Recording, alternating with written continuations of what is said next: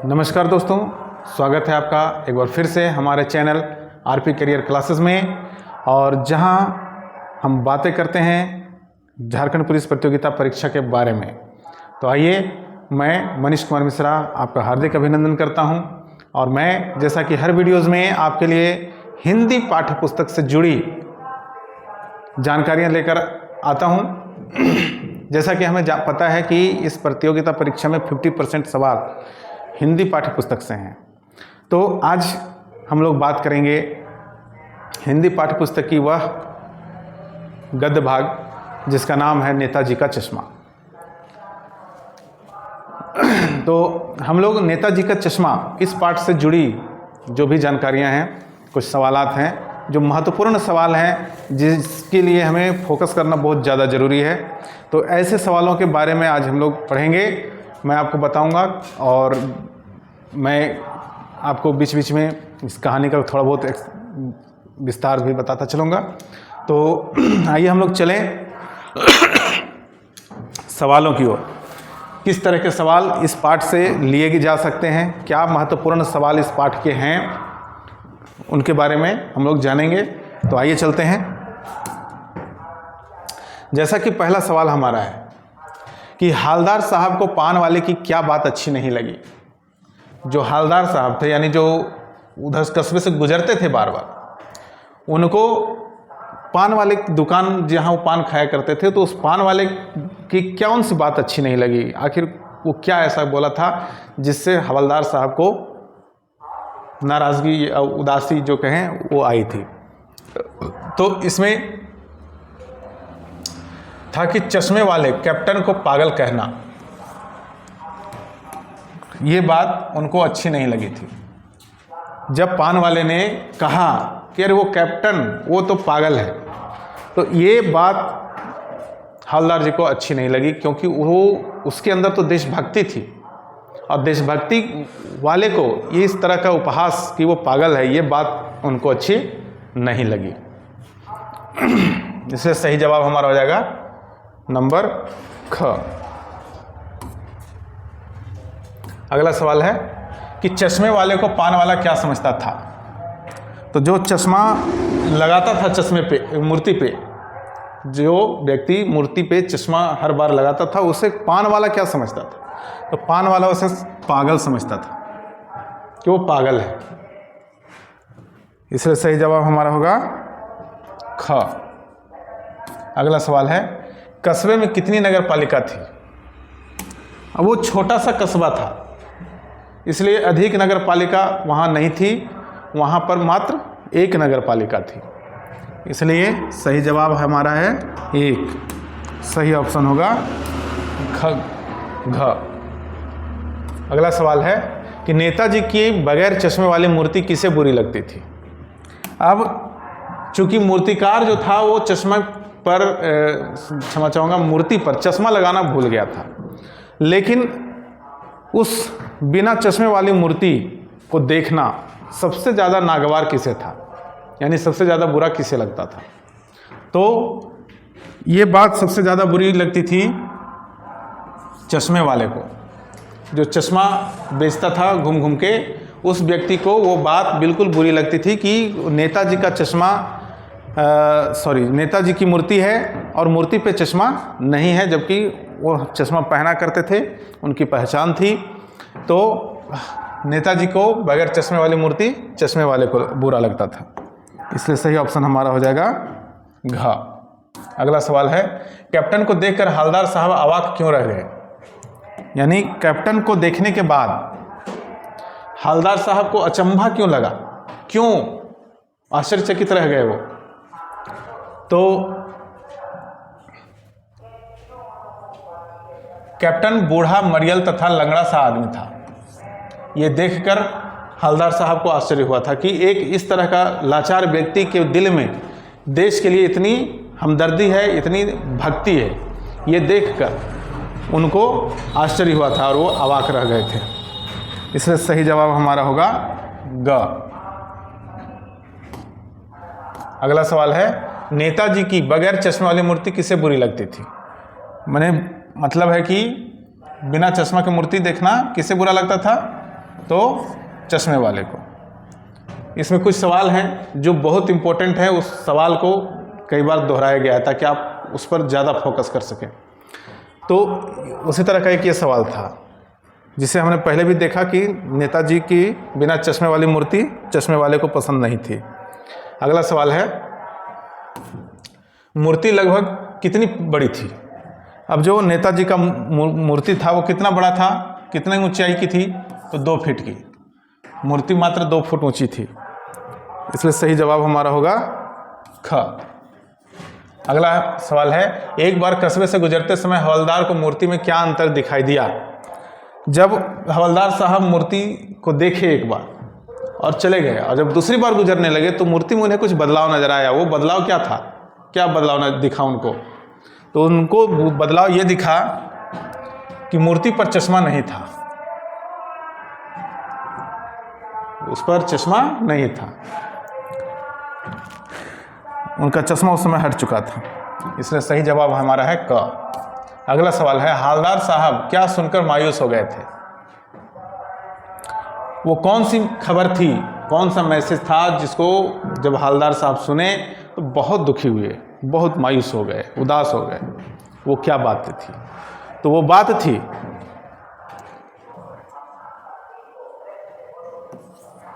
Captain जो चश्मा लगाता था मूर्ति पर, उस कैप्टन की मृत्यु की बात सुनकर नेताजी हवलदार जी बहुत दुखी हुए थे, क्योंकि उनका ये मानना था कि वो एकमात्र देशभक्त इंसान था जो इस मूर्ति की लाज बचा के रखे हुए था। अब ये काम कौन करेगा? इसलिए इसका सही जवाब हमारा हो जाएगा ख। अगला सवाल है, हवलदार साहब किस बात पर दुखी हो गए? हवलदार साहब दुखी क्यों हुए, आखिर किस बात को लेकर? तो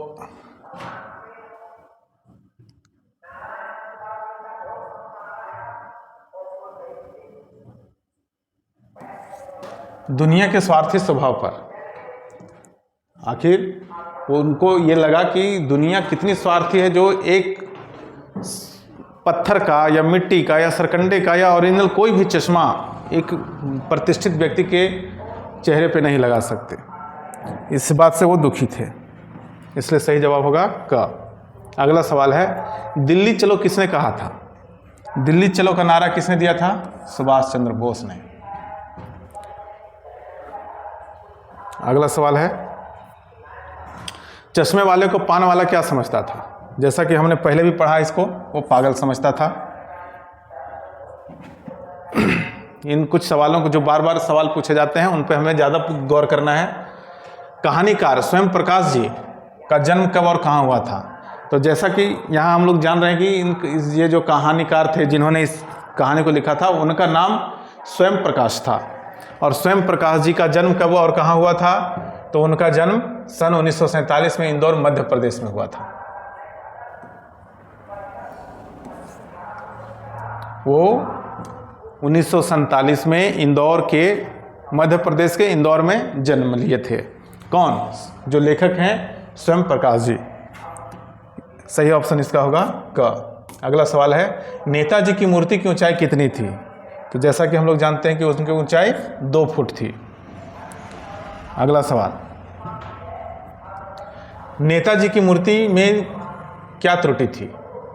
तो त्रुटि ये थी उनकी मूर्ति में कि चश्मे की, मूर्ति पर चश्मा नहीं था, ये त्रुटि थी।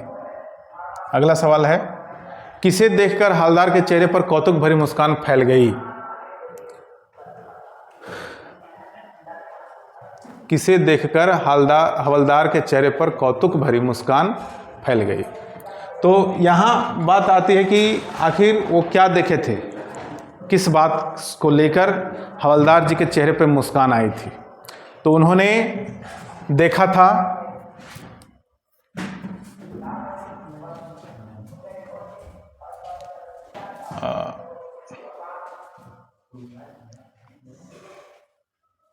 पान वाले को।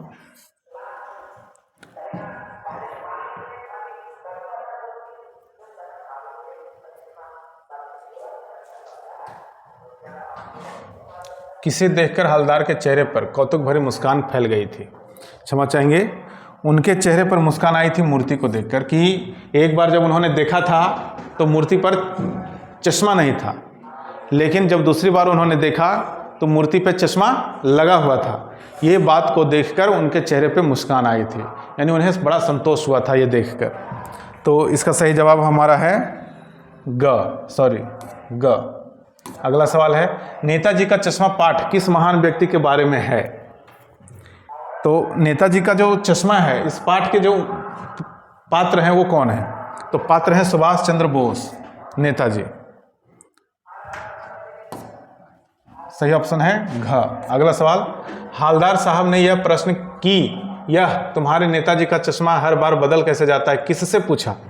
हालदार साहब ने ये जब देखा कि जब भी वो गुजरते थे कस्बे से तो उन मूर्ति से चश्मा बदल जाता था, कभी सफ़ेद चश्मा, कभी काला चश्मा, कभी पतला फ्रेम, कभी चौड़ा फ्रेम, यानी बार बार वो चश्मा बदलता था। तो उनको बड़ा अचंभित हुआ। वो पूछते हैं पान वाले से कि आखिर ये चश्मा बदल क्यों जाता है?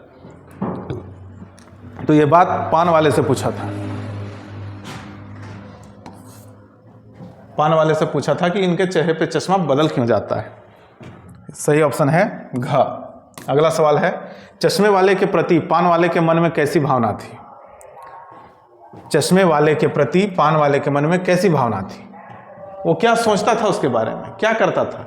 तो इसमें उपेक्षा की भावना थी। वो उस पर हंसता था, उसके बारे में सोचता था, उसे बहुत अच्छा मानता था, लेकिन फिर भी उस पर हंसता था कि जिस चीज़ को कोई नहीं करता उसके लिए वो परेशान रहता है, इसलिए उपेक्षा की भावना थी।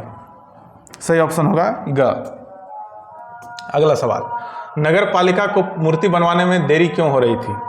तो नगर पालिका वाले मूर्ति जल्दी बना नहीं पा रहे थे और इसी वजह से जल्दी में जो मूर्ति बनी थी इसी में कारीगर चश्मा बनाना भूल गया था, नहीं तो संगमरमर का चश्मा उनमें लगा होता। लेकिन प्रॉब्लम यही आया कि वो जल्दबाजी में मूर्ति बनाया, इसलिए चश्मा छूट गया था। तो जल्दबाजी क्यों थी, देरी क्यों हो रही थी? तो उनको अच्छे मूर्तिकार की जानकारी नहीं थी, यानी उनके जो नगर पालिका वाले थे उनके पास अच्छा कारीगर नहीं था, कलाकार नहीं था मूर्ति बनाने के लिए, इस वजह से देर हो रही थी। और जब देर से मूर्ति कारीगर मिला तो जल्दी में बनाया, इसलिए चश्मा छूट गया था। इसलिए सही जवाब इसका हमारा होगा ख। अगला सवाल है, पान वाले की कदकाठी कैसी थी? तो पान वाला कैसा दिखता था? तो वो काला और मोटा था, मोटा काला सा इंसान था वो, इसलिए सही ऑप्शन हमारा होगा ग। अगला सवाल है, नेताजी की मूर्ति पर सरकंडे का चश्मा किसने लगाया होगा? यानी सरकंडा लकड़ी का, बांस का चश्मा लगा हुआ था नेताजी के मूर्ति पर, तो वो मूर्ति पर वैसा चश्मा कौन लगाया होगा? तो ऐसा करने वाला कोई बच्चा ही हो सकता है, यानी किसी बच्चे ने लगाया था सरकंडे का चश्मा, इसलिए सही ऑप्शन हमारा है घ। अगला सवाल है, मूर्ति को देखने पर क्या बात सबसे ज़्यादा खटकती थी? जब मूर्ति को देखा जाता था तो सबसे अजीब बात क्या थी जो सभी के दिमाग में खटक पैदा करती थी? तो मूर्ति की आंखों पर संगमरमर का चश्मा ना होना, क्योंकि वो संगमरमर की मूर्ति थी और संगमरमर का चश्मा उन पर लगा हुआ नहीं था, ये बात सबसे ज़्यादा खटकती थी। सही ऑप्शन हमारा होगा क। अगला सवाल है, मास्टर मोतीलाल क्या थे? मास्टर मोतीलाल क्या थे? तो वो अध्यापक थे। और मास्टर मोतीलाल थे कौन? तो उस कलाकार की जिसने नेताजी का मूर्ति बनाया था, उसके पिता मोतीलाल, मास्टर मोतीलाल, इसलिए सही ऑप्शन हमारा है ग।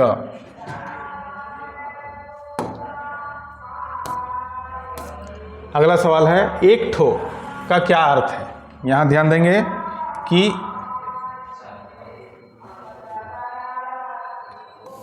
एक ठो का मतलब क्या होता है? हम लोग कहते हैं एक ठो, तो एक ठो उसके भाषा में बताया गया था, तो उस भाषा में एक ठो का अर्थ क्या है? तो एक ठो का मतलब होता है एक अदद, या हम लोग गिनती गिनते हैं 1 2 3 4, तो एक जो है उसी को हम एक ठो कहते हैं, एक वस्तु, तो उसे हम कह सकते हैं एक ठो, इसलिए एक अदद इसका सही जवाब होगा। सही ऑप्शन हमारा होगा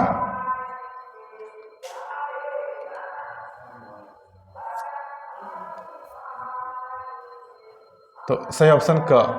अगला सवाल है, कैप्टन चश्मे की क्या लगाता था?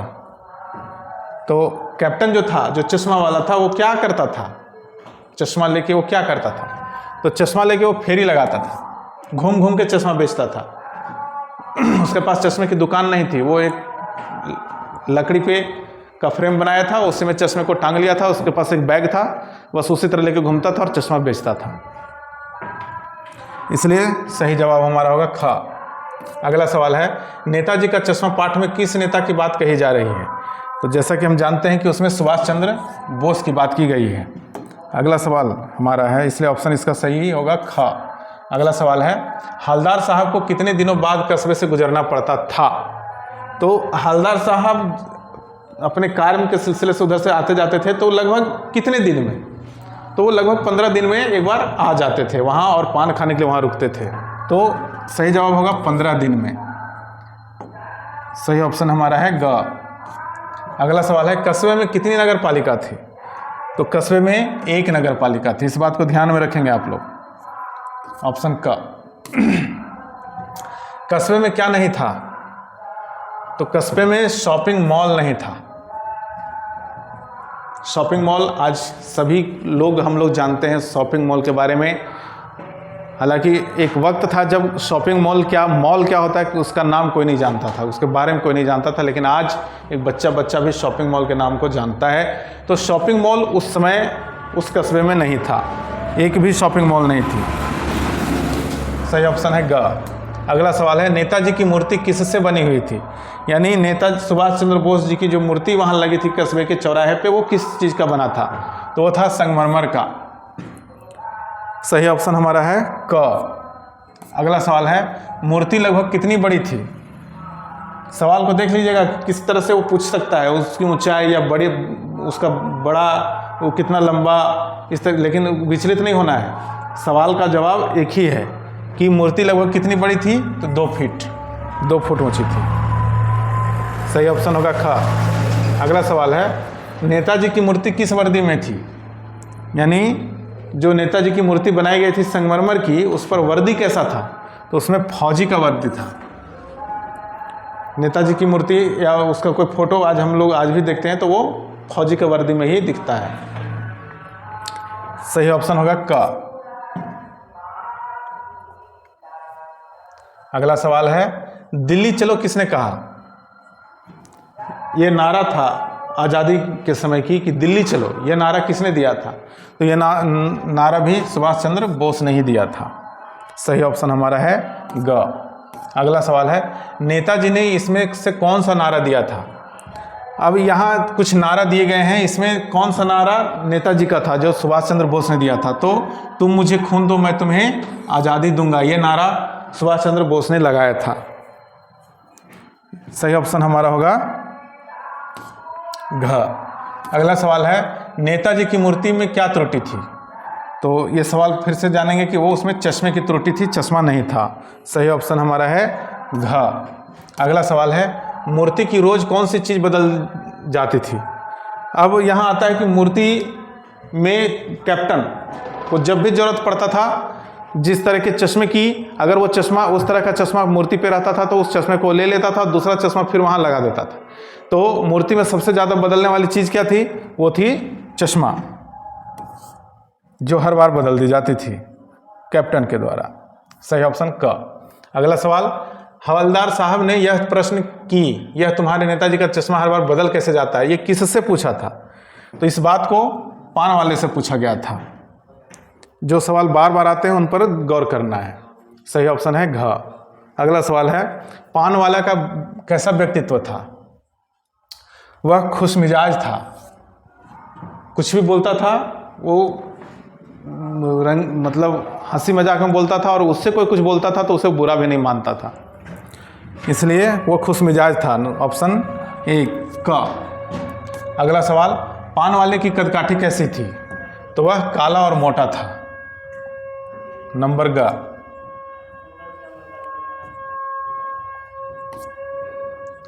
अगला सवाल है, नेताजी के ओरिजिनल चश्मे के साथ क्या हुआ? यानी नेताजी की मूर्ति के का जो ओरिजिनल चश्मा था उसके साथ क्या हुआ? आखिर वो क्या हो गया जो नहीं था, क्यों नहीं था? तो मास्टर बनाना भूल गया था। जल्दबाजी में जो कलाकार था वो चश्मा बनाना ही भूल गया था, इसलिए सही ऑप्शन हमारा है ख। मूर्तिकार का नाम क्या था? अब यहाँ आता है कि जिसने मूर्ति बनाया था उस मूर्तिकार का नाम क्या था? तो उस मूर्तिकार का नाम था मास्टर मोतीलाल। जो कलाकार था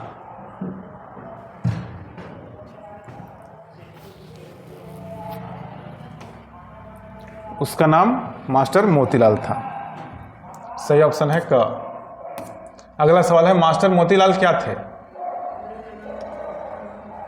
तो मास्टर मोतीलाल कलाकार थे।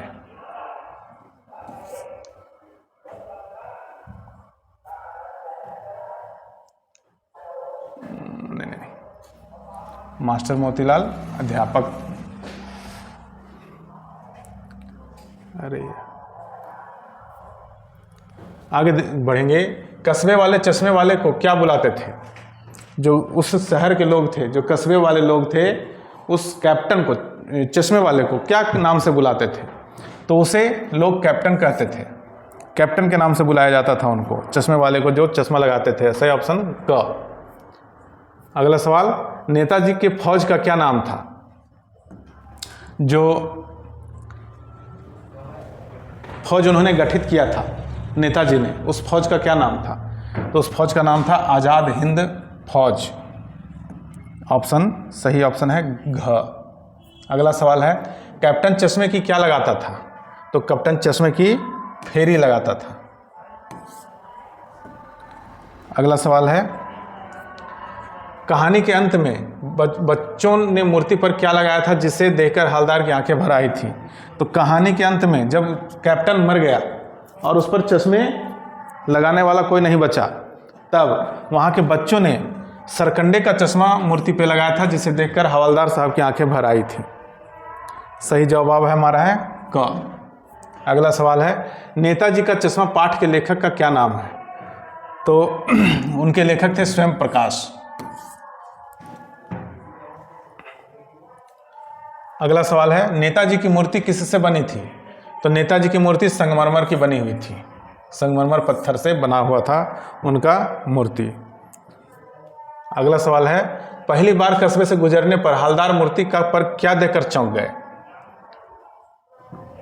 जब पहली बार हवलदार साहब वहां से गुजरे तो मूर्ति को देख के उनको क्या ऐसा लगा जिससे उनका मन चौंक गया? तो ऐसा तथ्य था उनका चश्मा, नेताजी का चश्मा। कस्बे से जाने के बाद भी हवलदार किसके बारे में सोचते रहे? तो कस्बे में रुके, वहाँ पान खाया, उन्होंने देखा सुना और जब चले गए फिर भी उनका मन में एक ही बात चल रही थी और वो थी मूर्ति के बारे में।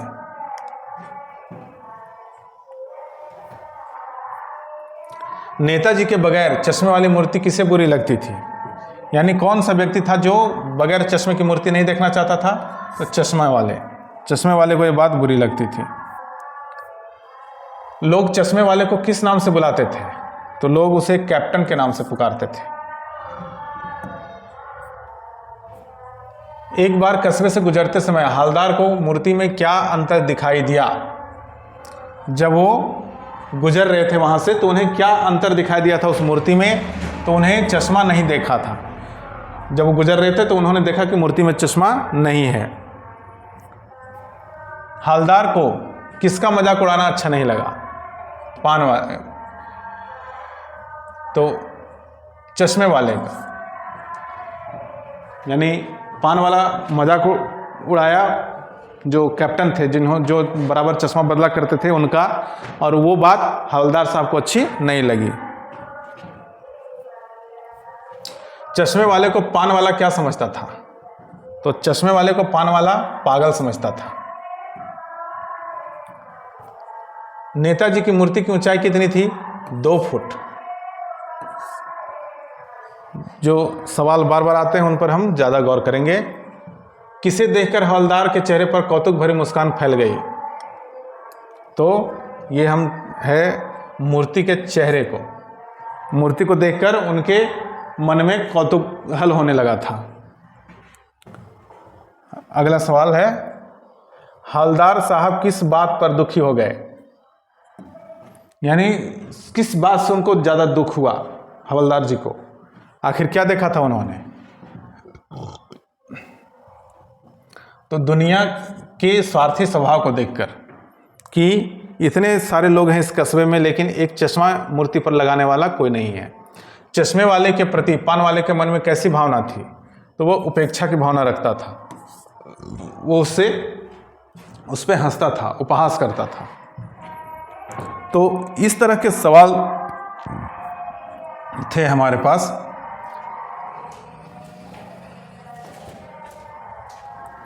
जिसे हमने आपके लिए पाठ नेताजी का चश्मा से चयनित किया था, और इस तरीके का सवाल आपके समक्ष हमने रखा ताकि आप इसे पर गौर करें, इसे समझें, इसे सीखें, और ये अपने परीक्षा फल को बेहतर बनाने का सबसे उत्तम तरीका आपके लिए है। और इस तरह के ढेर सारे मॉक टेस्ट पेपर भी हमारे पास हैं, जैसे प्रैक्टिस सेट हैं जो आपको 299 रुपये में उपलब्ध हो जाते हैं हमारे ऐप पर, और उसके साथ आपको कुछ मॉक टेस्ट पेपर भी दिए जाते हैं। तो हमारे साथ बने रहिए, हमारे साथ जुड़े रहिए। अपनी परीक्षा फलों को बेहतर बनाने के लिए हम हमेशा तत्पर हैं आपके साथ। तो तब तक के लिए इजाज़त दीजिए। नमस्कार, धन्यवाद।